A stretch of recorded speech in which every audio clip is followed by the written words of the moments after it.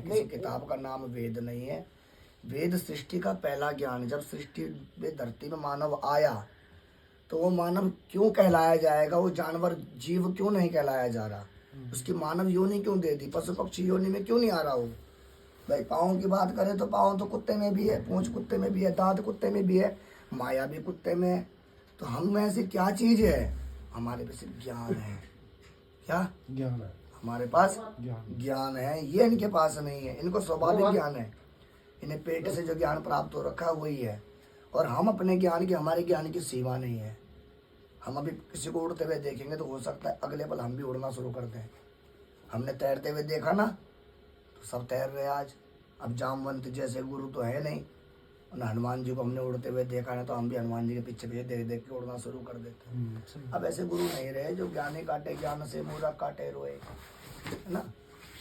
तो इसलिए बोला कि आत्मा वही ब्रह्मा, बोले आत्मा ही ब्रह्म है। इसलिए जो है आदि गुरु शंकराचार्य जी महाराज ने एक स्थान पर आकर के परमात्मा के अस्तित्व को ही समाप्त कर दिया।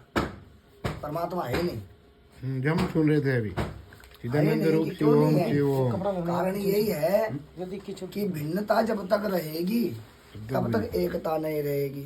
जी बरोबर। आत्मा नदी का स्वरूप है। गंगा नदी समझ लो।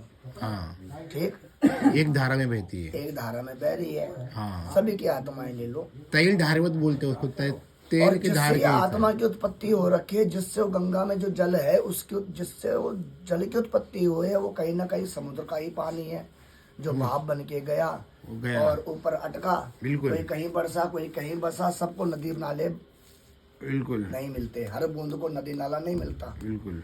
कोई कोई नदी नाला धारा में बह करके नदी में बहता है, वो गंगा का जल कहलाता है।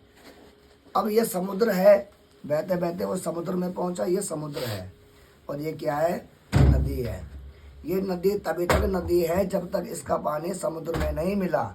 जब इसका पानी समुद्र में मिल जाएगा तो या तो नदी का पानी कह लो या समुद्र का पानी कह लो।